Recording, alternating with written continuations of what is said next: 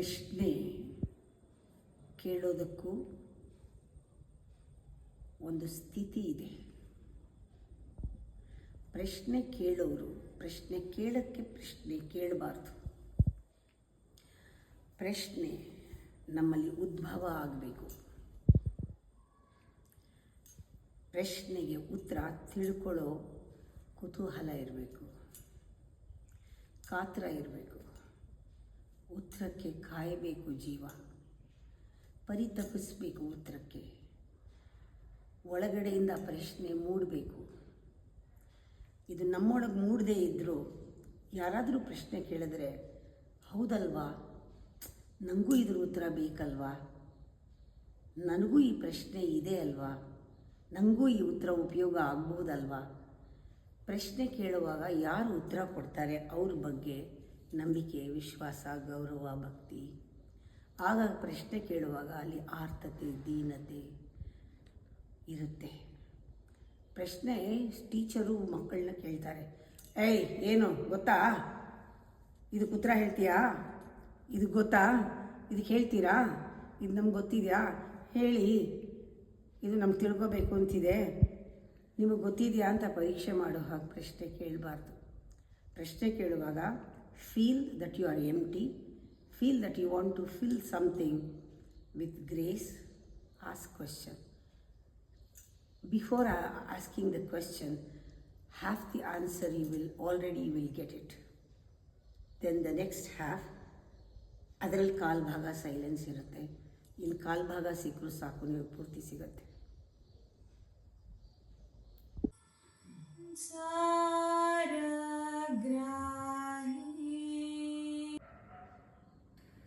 ಅಮ್ಮ, ದೇಹಕ್ಕೆ ಸುಖ ಕೊಡೋದಕ್ಕೋಸ್ಕರ ಮನಸ್ಸು ದೇಹಕ್ಕೆ ಗುಲಾಮನಾಗಿದೆ. ಅದರ ಸ್ವಾಮಿತ್ವವನ್ನು ಗಳಿಸೋದು ಹೇಗೆ?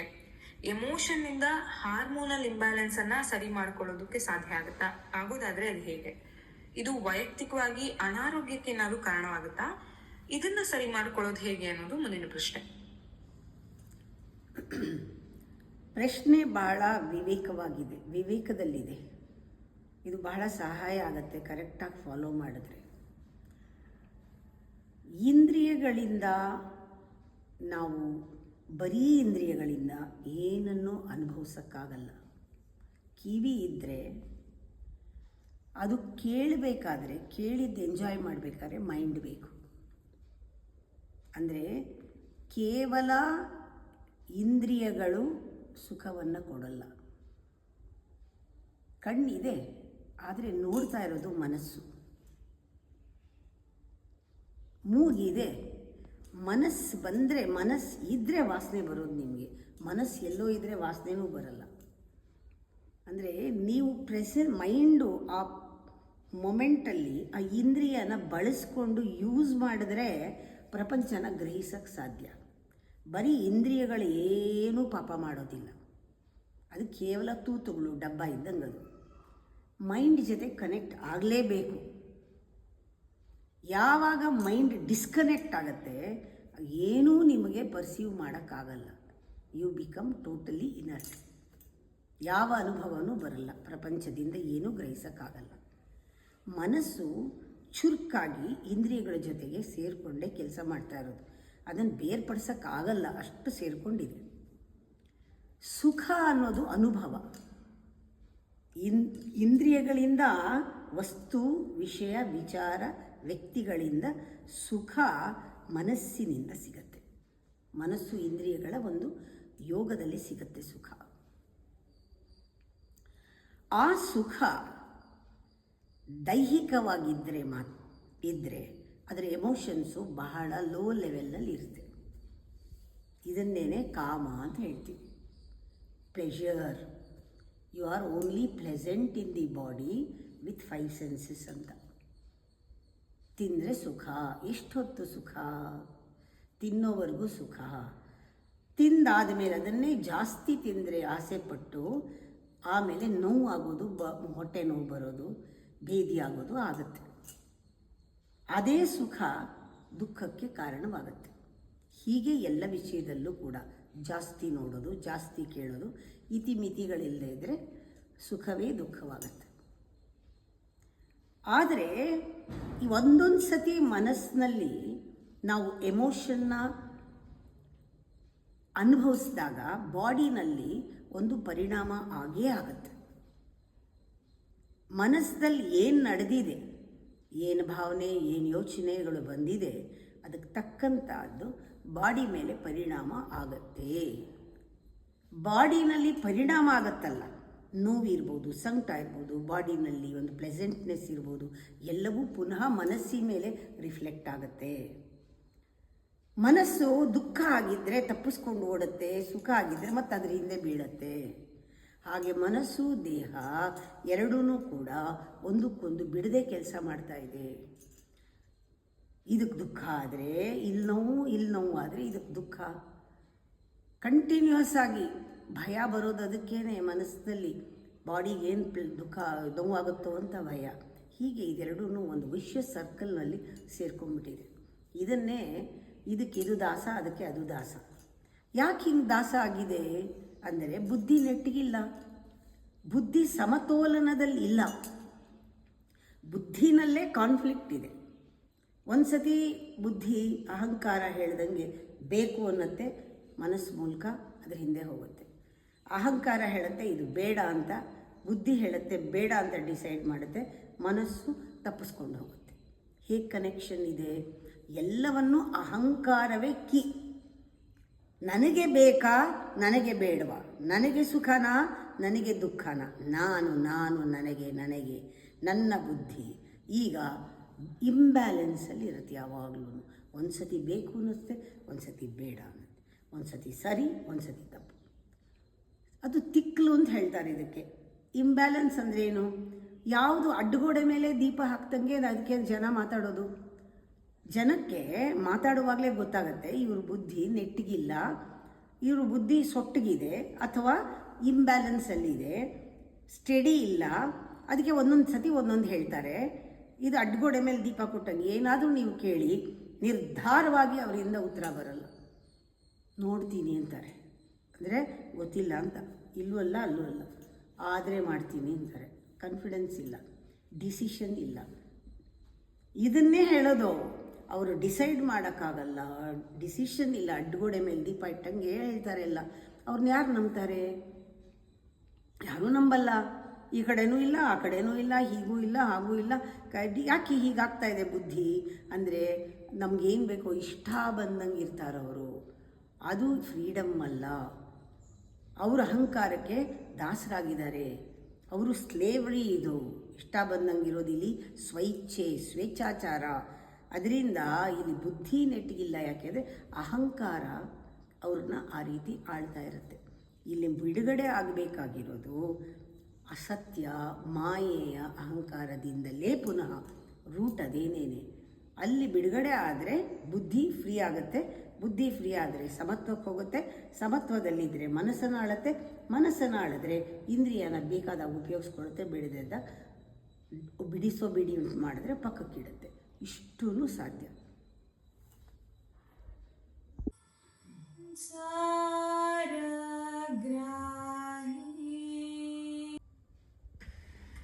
ಅಮ್ಮ, ಇಲ್ಲಿ ಆಗುವಂತಹ ಎಲ್ಲಾ ಘರ್ಷಣೆಗಳಿಗೂ ಸಂಘರ್ಷಣೆಗಳಿಗೂ ಇವಕ್ಕೆಲ್ಲ ಅಹಂಕಾರನೇ ಕಾರಣ ಆಗುತ್ತೆ. ಯಾವ ರೀತಿ ಬುದ್ಧಿಯನ್ನ ಅಹಂಕಾರದಿಂದ ಬಿಡಿಸಬಹುದು? ಇದಕ್ಕೆ ಯಾವ್ದಾದ್ರೂ ತಂತ್ರಗಳಿದೆಯಾ ಅಮ್ಮ? ಈ ಥರ ಪ್ರಶ್ನೆ ಬರೋದು ಸಾಧಕರಿಗೆ, ಅಂದರೆ ಸಾಧನೆ ಮಾಡ್ತಾ ಇರೋರಿಗೆ, ನನಗೆ ಏನಾದರೂ ಒಂದು ದಾರಿ ಬೇಕು ಅನ್ನೋರಿಗೆ ಇಂಥ ಪ್ರಶ್ನೆ ಬರುತ್ತೆ. It's A good question. ನಿಮ್ಗೆ ಆಲ್ರೆಡಿ ಗೊತ್ತಾಗಿದೆ, ಅಹಂಕಾರನೇ ಕಾರಣ. ನನ್ನಲ್ಲಿ ಸಂಘರ್ಷ ನಡೀತಾ ಇದೆ, ಇದಕ್ಕೆ ಯಾರೂ ಅಲ್ಲ. ಈ ಕಾನ್ಫ್ಲಿಕ್ಟ್ಗೆ I am responsible, I am the reason. ಇಷ್ಟು ಗೊತ್ತಾಗಿದ್ದರೆ ಅರ್ಧ ದಾರಿಗೆ ಹೋದಂಗೆ. ಈಗ ನಮ್ಮ ಮನಸ್ಸೇ ಕಾರಣ ಅನ್ನೋದು ಒಂದು ಸಂಶಯ ಬಂದಿದೆ, ಅದು ಮನಸ್ಸಿಂದೇನೆ. ಈಗ ಹೇಗೆ ನಮ್ಮ ಬುದ್ಧಿಯಿಂದ ಮನಸ್ಸನ್ನು ನಿಯಂತ್ರಿಸೋದು? ಮನಸ್ಸಿಂದನೇ ಕಾನ್ಫ್ಲಿಕ್ಟ್ ಹೇಳೋದು ಅಂದರೆ, ಬುದ್ಧಿ ಇರೋರಿಗೆ, ವಿವೇಕ ಇರೋರಿಗೆ, ಪರಿಜ್ಞಾನ ಇರೋರಿಗೆ, ಮನಸ್ಸನ್ನು ತಮ್ಮ ಹತೋಟಿನಲ್ಲಿ ಇಟ್ಕೊಳ್ಳೋಕ್ಕಾಗೋರಿಗೆ ಕಾನ್ಫ್ಲಿಕ್ಟಿಂದ ಹೊರಗೆ ಬರ್ಬೋದು. ಇದು ಹೇಗೆ ಸಾಧ್ಯ? ಎಲ್ಲಿವರೆಗೂ ನಮಗೆ ನಮ್ಮ ಕಲುಷಿತವಾಗಿರೋ ಬುದ್ಧಿ ಯಾವ ಕಾರಣದಿಂದ ಕಲುಷಿತವಾಗಿದೆ? ನಾವಿವಾಗ ಮಾರ್ಕೆಟ್ಗೆ ಹೋಗ್ಬಿಟ್ಟು ಬಂದರೆ ನಮ್ಮ ಬಟ್ಟೆ ಬೇರೆ ಒಂದು ವಾಸನೆ ಇರುತ್ತೆ, ಆಸ್ಪತ್ರೆಗೆ ಹೋಗಿ ಬನ್ನಿ ಒಂದು ವಾಸನೆ ಇರುತ್ತೆ, ಒಂದು ಕ್ಲಬ್ಗೋ ನೈಟ್ ಕ್ಲಬ್ಗೋ ಹೋಗ್ಬಿಟ್ಟು ಬನ್ನಿ ಬರೀ ಸ್ಮೋಕ್ ವಾಸನೆ ಬಟ್ಟೆ ಎಲ್ಲ. ನೀವು ಎಲ್ಲ ಹೋಗ್ಬಿಟ್ಟು ಬರ್ತೀರಾ ಆ ವಾಸನೆ ಇರುತ್ತೆ. ದೇವಸ್ಥಾನಕ್ಕೆ ಹೋಗ್ಬಿಟ್ಟು ಬನ್ನಿ ಘಮ್ ಅಂತ ವಾಸನೆ ಇರುತ್ತೆ, ಊದ್ಕಡ್ಡಿ ವಾಸನೆ ಇರುತ್ತೆ, ಹೌದಲ್ವೋ? ಹಾಗೆ ನಮಗೆ ಗೊತ್ತಾಗತ್ತೆ ಈ ವಾಸನೆ ಎಲ್ಲ ಬಂದಿರೋದು ನಾನು ಎಲ್ಲಿಗೆ ಹೋಗಿದ್ದೆ, ಏನು ಮೆತ್ತಿಸ್ಕೊಂಡು ಬಂದಿದ್ದೀನಿ ನಾನು. ಕರ್ಮನೂ ಅಷ್ಟೇ. ನಿಮ್ಮ ಬುದ್ಧಿಗೆ ಯಾವುದು ಲೇಪ ಆಗಿದೆ? ನಿಮ್ಮ ಬುದ್ಧಿ ಕಲುಷಿತವಾಗಿರೋದು ಯಾವುದರಿಂದ? ಮಾಯೆಯಿಂದ. ಯಾವ್ದು ಮಾಯೆ? ನಾನು ಅಲ್ಲದೆ ಇರೋದನ್ನು ಹೌದು ಅಂದ್ಕೊಂಡಿದ್ದೀನಲ್ಲ, ಅದೇ ಮಾಯೆ. ನಾಟಕ ಮಾಡುವಾಗ ನನಗೆ ಗೊತ್ತಿಲ್ಲ, ನಾನು ಅದೇ ಅಂದ್ಕೊಂಬಿಟ್ಟಿದ್ದೀನಿ. ಆ ನಾಟಕ ಮಾಡಿದಾಗ ಏನೇನಾಯಿತು, ದುಃಖ ಸುಖ ಎಲ್ಲ ಅಂಟ್ಕೊಂಬಿಟ್ಟಿದೆ. ನಾನು ಪಾತ್ರ ಮಾಡ್ತಿದ್ದೀನಿ ಅಂತ ಅರಿವಿಲ್ಲ, ಅಲ್ಲಿ ಬಿಚ್ಚಾಕಿ ಬಂದಿಲ್ಲ ಉಡುಪನ್ನು. ಆ ಕಾಸ್ಟ್ಯೂಮ್ ಇದೆ, ಆ ಕಾಸ್ಟ್ಯೂಮ್ ಹೊರಗಡೆ ಬಿಚ್ಚಾಕಿಲ್ಲ. ಅಂದರೆ ಏನು? ನಮ್ಮ ಬುದ್ಧಿ ನಮ್ಮ ಅಹಂಕಾರವನ್ನು ಪಾತ್ರವನ್ನು ಮಾಡುವಾಗ ಪಾತ್ರದಲ್ಲಿ ಮುಳುಗೋಗಿದೆ, ಅದರ ಸುಖ ದುಃಖನ ಅಂಟಿಸ್ಕೊಂಡ್ಬಿಟ್ಟು ಲೇಪ ಆಗಿದೆ. ಪಾತ್ರದಲ್ಲಿ ಮುಳುಗಿದ್ದೀರಾ ನೀವು, ಅದರಿಂದನೇ ಕಾನ್ಫ್ಲಿಕ್ಟ್ ಬಂದಿರೋದು. ಸುಖ ಬೇಕು, ದುಃಖ ಬೇಡ, ಇದು ಹೀಗಿರಬೇಕು ಹಾಗಿರ್ಬೇಕಂತ. ಈಗ ನಾವು ಬಟ್ಟೆ ಬಿಚ್ಚಾಕೋದಷ್ಟೇ, ಕಾಸ್ಟ್ಯೂಮ್ ಬಿಚ್ಚಾಕೋದು. ನಾಟಕ ಆಗಿದೆ, ಬಿಚ್ಚಾಕಿ ಇನ್ನೊಂದು ಸತಿ ಮತ್ತೆ ಆ ಪಾತ್ರ ಹಾಕೊಳ್ಳುವಾಗ ತೊಗೊಂಡು ಹಾಕೊಂಡ್ರಾಯ್ತು. ಇದನ್ನು ಕಲಿಬೇಕು. ಯಾವಾಗ ಮಳೆ ಇಲ್ಲ ಕೊಡೆ ಪಕ್ಕಕ್ಕೆ ಇಡ್ತೀರಾ, ಯಾವಾಗ ಒಳಗಡೆ ಬಂದಾಗ ಚಪ್ಪಲಿ ಹೊರಗಿಡ್ತೀರಾ, ರೈನ್ ಕೋಟ್ ಯಾವಾಗ ಹೊರಗೆ ತೆಗಿತೀರಾ, ಯಾವಾಗ ಹಾಕೋತೀರಾ, ಯಾವಾಗ ಬಿಡ್ತೀರಾ, ಅಷ್ಟೇ ಅಹಂಕಾರ ಅನ್ನೋದು, ರೋಲ್ ಅನ್ನೋದು ಹಾಕೊಳ್ಳೋದು, ಬಿಚ್ಚಾಕೋದನ್ನು ಕಲಿಬೇಕು.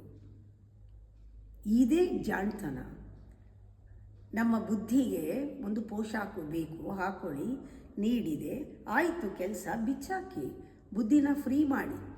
Free your intellect, free your intellect from your ಈಗೋ.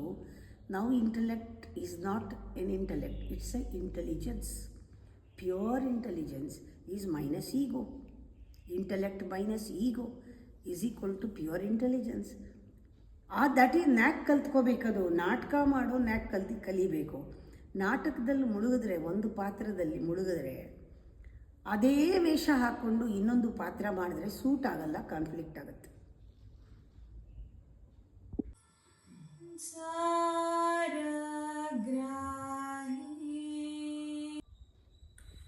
ಅಮ್ಮ, ಯಾವ ಶಕ್ತಿಯಿಂದ ಮನುಷ್ಯರು ತಮ್ಮ ಬುದ್ಧಿ ಶಕ್ತಿಯನ್ನ ನಿಯಂತ್ರಿಸಬಹುದು? ಬುದ್ಧಿಗೂ ಮೀರಿದ ಒಂದಿದೆ ಶಕ್ತಿ ಅಂತ ಗೊತ್ತಾಯಿತು. ದೇಹಶಕ್ತಿ, ಮನಃಶಕ್ತಿ, ಬುದ್ಧಿಶಕ್ತಿ. ಯಾವಾಗ ಅಹಂಕಾರ ಸತ್ತೋಯ್ತೋ ಪ್ರಜ್ಞಾಶಕ್ತಿ. ಆ ಪ್ರಜ್ಞಾಶಕ್ತಿ ಇಸ್ ನಥಿಂಗ್ ಬಟ್ ಚಿತ್ ಶಕ್ತಿ, ಚಿತ್ತದ ಶಕ್ತಿ, ಚಿತ್ ಶಕ್ತಿ ಅಂತ ಹೇಳ್ತಾರೆ. ಆ ಚಿತ್ ಶಕ್ತಿನೇ, ಪ್ರಜ್ಞಾಶಕ್ತಿನೇ ಆ ಬೆಳಕು ಅಂತ ಹೇಳೋದು. ಇದನ್ನು ಪೊಟೆನ್ಷಿಯಲ್, ಇದು ಕಾನ್ಷಿಯಸ್ನೆಸ್. ಅದನ್ನು ಇನ್ನೊಂದು ಶಕ್ತಿ ಆಳ್ತಾ ಇದೆ, ಸೂಪರ್ ಕಾನ್ಷಿಯಸ್ ಅಂತ ಹೇಳ್ತೀವಿ. ಹಾಗೇನೇ ಆ super conscious is nothing but hour potential. ಅದೇ ದೇವರು, ಅದೇ ಎಲ್ಲನೂ. ಅದು ಆಳಕ್ಕೆ ಶುರು ಮಾಡೋದು ಅಂದರೆ ಅದ್ರ ಕೆಲಸನೇ ಎಲ್ಲರನ್ನೂ ರಕ್ಷಣೆ ಮಾಡೋದು, ಎಲ್ಲ ಕಡೆ ಆವರಿಸ್ಕೊಳ್ಳೋದು, ಎಲ್ಲವನ್ನೂ ನೋಡ್ಕೊಳ್ಳೋದು. ಅದೆಲ್ಲಕ್ಕೆ ನಾವು ಕನೆಕ್ಟ್ ಮಾಡಬೇಕಷ್ಟೇನೆ.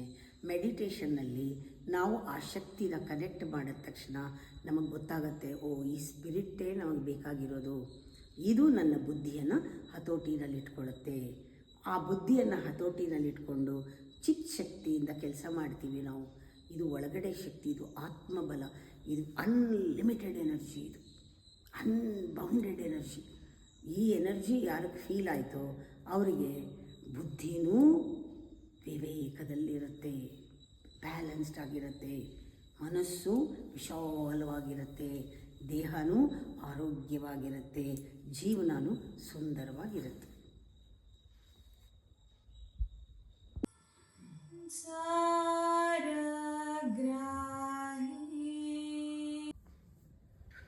ನಮ್ಮ ಸ್ಪಿರಿಚುಯಾಲಿಟಿಯಿಂದ ನನ್ನ ಬುದ್ಧಿಯನ್ನ ಪ್ರಚೋದಿಸಿ, ನನ್ನ ಬುದ್ಧಿಯನ್ನ ಹತೋಟಿಗೆ ತಗೊಂಡು ಬರುವಂತಹ ನಂಬಿಕೆಯಿಂದ ನಾನು ಆತ್ಮ ಸಂಶೋಧನೆಗೆ ತೊಡಸ್ಕೊಳ್ತಾ ಇದ್ದೀನಿ.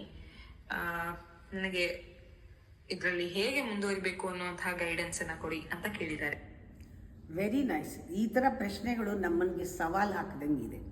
ಯಾಕೆ ಅಂದರೆ ಆತ್ಮ ಸಂಶೋಧನೆ ನನಗೆ ಬೇಕೇ ಬೇಕು ಅಂತ ಡಿಸೈಡ್ ಮಾಡಿದವರು ಇದೇ ಥರ ಕೇಳ್ತಾರೆ. ನಾನು ಎಲ್ಲೂ ಹೊರಗಡೆ ನನ್ನ ಪ್ರಾಬ್ಲಮ್ ಇಲ್ಲ, ಯಾರೂ ಅದಕ್ಕೆ ಕಾರಣರಲ್ಲ, ನಾನೇ ಕಾರಣ, ಇಷ್ಟೆಲ್ಲ ಆಗೋದಕ್ಕೆ ನನ್ನ ಬುದ್ಧಿನೇ ಕಾರಣ, ಹಿಡಿತದಲ್ಲಿರಲಿಲ್ಲ, ಇವಾಗ ನನ್ನ ಬುದ್ಧಿಯನ್ನು ಶೋಧಿಸ್ಕೊಳ್ತೀನಿ ಅಂತ. ಇಟ್ ಬಿಗಿನ್ಸ್ ವಿತ್ ಆತ್ಮ ಸಂಶೋಧನೆಯಲ್ಲಿ ಬುದ್ಧಿ ಶೋಧನೆ. ಶುದ್ಧ ಬುದ್ಧಿ ಬೇಕು ಅಂತ ಗೊತ್ತಾಗತ್ತೆ. ಇದನ್ನೇ ಚಿತ್ತವನ್ನು ನಾವು ಕ್ಲೀನ್ ಮಾಡೋದು, ಚಿತ್ತ ಶುದ್ಧಿ ಅಂತ ಹೇಳ್ತಾರೆ. ಆ ಚಿತ್ತ ಶುದ್ಧಿ ಆಗುತ್ತೆ. ಏನಾಗಿದೆ, ಇದುವರೆಗೂ ನಾವು ಮಾಡಿದ್ದೆಲ್ಲನೂ ಅದರ ಲೇಪ ಎಲ್ಲೂ ಹೋಗಲ್ಲ. ಈ ಕನ್ನಡಿ ಮೇಲೆ ಧೂಳಿದ್ದಂಗೆ ನಮ್ಮ ಕಾನ್ಷಿಯಸ್ನೆಸ್ ಮೇಲೆ, ಚಿತ್ತದ ಮೇಲೆ ಎಲ್ಲ ಕೂತ್ಕೊಂಡ್ಬಿಟ್ಟಿದೆ. ಇವಾಗ ಪ್ರಜ್ಞೆ ಮೂಡಿದೆ, ಯಾಗ ಅಹಂಕಾರ ದೂರ ಇದೆ, ಬುದ್ಧಿ ಶುದ್ಧವಾಗ್ತಾ ಇದೆ. ಈಗ ಆ ಬುದ್ಧಿ ಏನು ಮಾಡುತ್ತೆ, ಒಂದೊಂದು ಸತಿ ಚಿಂತನೆ ಮಾಡಿದಾಗ್ಲೂ ನಾವು ಒಳಗಡೆಯಿಂದ ನಮಗೆ ಮೆಸೇಜ್ ಬರ್ತಾ ಇರೋದ್ರಿಂದ ನಮಗೆ ಯಾವಾಗ ನಾವು ಕಾನ್ಷಿಯಸ್ ಆಗಿರ್ತೀವಿ, ಬೆಳಕು ಬರುತ್ತೆ, ಒಳಗಿಂದ ಧ್ವನಿ ಬರುತ್ತೆ, ಅಷ್ಟಷ್ಟು ಧೂಳು ಹೋಗ್ತಾ ಬರ್ತಾ ಇದೆ, ನಮಗೆ ಅಷ್ಟಷ್ಟು ಕ್ಲಿಯರ್ ಕಾಣ್ತಿದೆ. ಹೇಗೆ ಪಾಡ್ಯ, ಬಿದಿಗೆ, ತದಿಗೆ, ಚೌತಿ ಹೀಗೆ ಆಗ್ತಾ ಆಗ್ತಾ ಹೇಗೆ ಚಂದ್ರ ದೊಡ್ಡದಾಗ್ತಾ ಹೋಗ್ತಾನೋ ಹಾಗೆ ದಿನ ದಿನ ದಿನ ದಿನ ದಿನ ಮೇಲ್ ಕೂತಿರೋ ಎಲ್ಲ ಕಸ ಎಲ್ಲ ಕೊಳೆ ಮೋಡ ಎಲ್ಲ ಕವದಿದ್ದೆಲ್ಲ ಹೋಗುತ್ತಲ್ಲ, ಹಾಗೆ ಹೋಗೋದು ಗೊತ್ತಾಗತ್ತೆ. ಒಳಗಿಂದ ಬೆಳಕು ಬರೋಕ್ಕೆ ಶುರು ಆಗುತ್ತೆ. ಆತ್ಮ ಸಂಶೋಧನೆಯಲ್ಲಿ ನಾನು ಬುದ್ಧಿಯನ್ನು ಶುದ್ಧಿ ಮಾಡ್ಕೊಳ್ತೀನಿ ಅಂತ ನಿಂತಾಗ ಆ ಶುದ್ಧಿ ಮಾಡೋದಕ್ಕೆ ಏನು ಬೇಕು, ನೀವು ನಿಮ್ಮನ್ನು ಬಿಟ್ಕೊಡ್ಬೇಕು. You are available to the inner light. You open now. The inner light is guiding you. That inner voice is guiding you. That inner consciousness is opening up because there is no clouded mind is not there. ಇನ್ನು heap ಹಾಕ್ತಾ ಇಲ್ಲ, ನೀವು ನಿಲ್ಲಿಸ್ಬಿಟ್ಟಿದ್ದೀರಾ. ಇಷ್ಟವರೆಗೂ ಬೀದಿ ಕಸ ತುಂಬ್ತಾ ಇತ್ತು, ಇವಾಗ ನಿಂತಿದೆ. ಇವಾಗ ಆಲ್ರೆಡಿ ತುಂಬಿಸ್ಕೊಂಡಿದ್ದ ಕಸ ಒಳಗಾಕಬೇಕಲ್ಲ. ಈಗ ನೀವು ಎರಡು ಮೆಡಿಟೇಷನ್ ಮಾಡ್ತಿದ್ದೀರಾ. ಹೊರಗಡೆ ಎಚ್ಚರವಾಗಿದ್ದೀರಾ, ಓಪನ್ ಐ ಮೆಡಿಟೇಷನ್ನಲ್ಲಿ ಪ್ರಜ್ಞಾಪೂರ್ವಕವಾಗಿ ಕಸ ಒಳಗೆ ಹಾಕ್ತಿಲ್ಲ. ಇವಾಗ ಇನ್ಸೈಡ್ ಕಣ್ಣು ಮುಚ್ಕೊಂಡು ಕೂತ್ಕೊಂಡಾಗ ಒಳಗಡೆ ಕಸನ ಹೊರಗಡೆ ಹಾಕ್ತೀರಾ. ಧ್ಯಾನ ಮಾಡಿ. ಇವಾಗ ಕಣ್ಣು ಮುಚ್ಕೊಂಡಿದ್ರೂ ಧ್ಯಾನ, ಕಣ್ಣು ತಕ್ಕೊಂಡಿದ್ರೂ ಧ್ಯಾನ.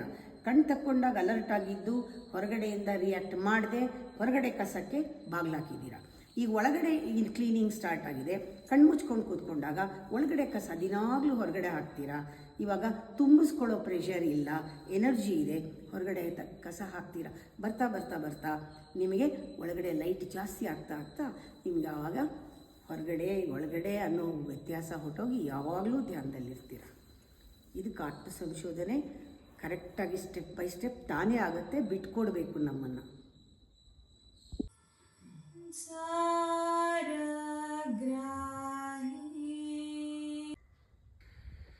ಈ ಕಾಂಬಿನೇಷನ್ ನಲ್ಲಿ ಬುದ್ಧಿ ಎಷ್ಟಿದ್ರೂ ಪ್ರಾಕ್ಟಿಕಲ್ ಆಗಿ ನಂಗೆ ಸಮಸ್ಯೆಗೆ ಪರಿಹಾರನೇ ಸಿಗ್ತಾ ಇಲ್ಲ.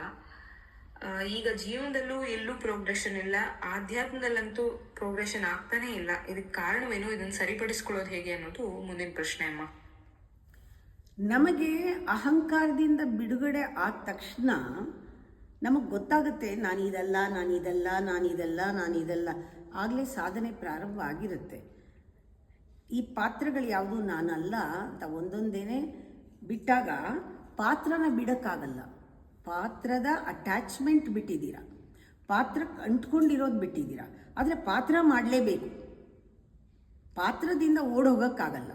ಇವಾಗ ಪಾತ್ರನ ಬೇರೆ ಒಂದು ಡೈಮೆನ್ಷನಿಂದ ಮಾಡಬೇಕಾಗತ್ತೆ. ಅದೇ ಕೆಲಸಗಳನ್ನು, ಅದೇ ಕೆಲಸ, ಅದೇ ವ್ಯಕ್ತಿ, ಅದೇ ವಿಷಯ, ಅದೇ ಪ್ರಪಂಚ. ಅಲ್ಲಿ ಓಡೋಗೋಕ್ಕಾಗಲ್ಲ. ಓಡೋಗೋದು ಸನ್ಯಾಸ ಅಲ್ಲ. ಈಗ ಪಾತ್ರಗಳಿಗೆ ಅಂಟ್ಕೊಳ್ದೆ ನೀವು ಮಾಡೋದಿದೆಯಲ್ಲ, ಅಂಟ್ಕೊಳ್ದೆ ಮಾಡಬೇಕಾದ್ರೆ ನಿಮ್ಮ ಡೈಮೆನ್ಷನ್ ಚೇಂಜ್ ಆಗುತ್ತೆ. ನೀವು ನೋಡೋ ರೀತಿ, ನೀವು ಕೇಳೋ ರೀತಿ ಎಲ್ಲ ಚೇಂಜ್ ಆಗುತ್ತೆ. ಇಂದ್ರಿಯಗಳು ನೋಡೋದು, ಇನ್ಸೈಟ್ ಚೇಂಜ್ ಆಗುತ್ತೆ. ಆಮೇಲೆ ಥಿಂಕಿಂಗ್ ಚೇಂಜ್ ಆಗಿದೆ, ಫೀಲಿಂಗ್ ಚೇಂಜ್ ಆಗಿದೆ. ಪಾತ್ರ ನಿಮ್ಮ ಡೈಮೆನ್ಷನ್ ಚೇಂಜ್ ಆಗಿದೆ. ಅಂದ್ರೇನು, ನೀವು ಅಹಂಕಾರದ ಮಾತು ಕೇಳ್ತಾ ಇಲ್ಲ. ಈಗ ನೀವು ಒಳಧ್ವನಿಯನ್ನು ಆಲಿಸ್ತಾ ಇದ್ದೀರಾ. ಅದಕ್ಕಿಂತ ಹೆಚ್ಚಿನ ಒಂದಿದೆ, ನಮ್ಮ ಬುದ್ಧಿಗೂ ಮೀರಿದ ಪ್ರಜ್ಞೆ, ಕಾನ್ಷಿಯಸ್ನೆಸ್. ದಟ್ ಈಸ್ ಕಾಲ್ಡ್ ಪ್ರಜ್ಞಾ. ಪ್ರಜ್ಞಾ ಈಸ್ ಕಾನ್ಷಿಯಸ್ನೆಸ್. ಯು ಆರ್ ಪ್ರಜ್ಞಾವಂತ, ಜ್ಞಾನವಂತ, ಗುಣವಂತ, ಸತ್ಯವಂತ. ಸತ್ಭಾವ ಇರುತ್ತೆ ನಿಮಗೆ, ಸತ್ ಜಾಸ್ತಿ ಇರುತ್ತೆ. ಇವಾಗ ಅವಾಗ ಅಹಂಕಾರದಿಂದ ಬಿಡಿಸ್ಕೊಂಡ ತಕ್ಷಣ ರಜಸ್ಸು ತಮಸ್ಸು ಆಟೋಮೆಟಿಕ್ ಆಗಿ ಇದೆರಡೂ ನ್ಯೂಟ್ರಲೈಸ್ ಆಗಿಬಿಟ್ಟು ಸತ್ವಗುಣ ಬರೋಕ್ಕೆ ಶುರು ಆಗುತ್ತೆ. ತಾನಷ್ಟಕ್ಕೆ ತಾನೇ ಆಗೋದಿದು. ನಿಮಗೆ ಗೊತ್ತಾಗ್ತಾ ಇದೆ ಇವಾಗ. ಹೊರಗಡೆಯಿಂದ ಡಿಟ್ಯಾಚ್ ಆದ ತಕ್ಷಣ ಒಳಗಡೆ ಅಟ್ಯಾಚ್ ಆಗುತ್ತೆ. Automatic. When you switch off outside it will be on inside. It happens simultaneously, on and off. ಒಳಗಡೆ ಆನ್ ಆದ ತಕ್ಷಣ ಈ ಕಡೆ ಡಿಸ್ಕನೆಕ್ಟ್ ಆದ ತಕ್ಷಣ ಆ ಕಡೆ ಕನೆಕ್ಟ್ ಆಗುತ್ತೆ. ಆಗ ಜ್ಞಾನ ಮೂಡುತ್ತೆ. You are conscious now, you are in light, you are in knowledge, the inner knowledge. You are listening to the inner voice, not the voice of ego. Now you are listening to something else. ಅದೇನೋ ಹೇಳ್ತಾ ಇದ್ದಾರೆ ನಿಮ್ಗೆ ಇದುವರೆಗೂ ಗೊತ್ತಿಲ್ಲದೆ ಇರೋದು. ಅದರಿಂದ ಅದು ನಿಮ್ಮನ್ನು ಆಡಿಸುತ್ತೆ. ಇವಾಗ ನೀವು ಯಾರಿಗೆ ಸ್ಲೇವ್ ಆಗಿಲ್ಲ, ನೀವು ರಕ್ಷೆಯಲ್ಲಿದ್ದೀರಾ. ಯಾರೋ ಪ್ರೊಟೆಕ್ಟ್ ಮಾಡ್ತಾ ಇದ್ದಾರೆ, ಯಾರೋ ನಿಮ್ಮ ಮೂಲಕ ಆಡಿಸ್ತಾ ಇದ್ದಾರೆ ಅನ್ನೋದು ಗೊತ್ತಾಗುತ್ತೆ. It's very beautiful experience.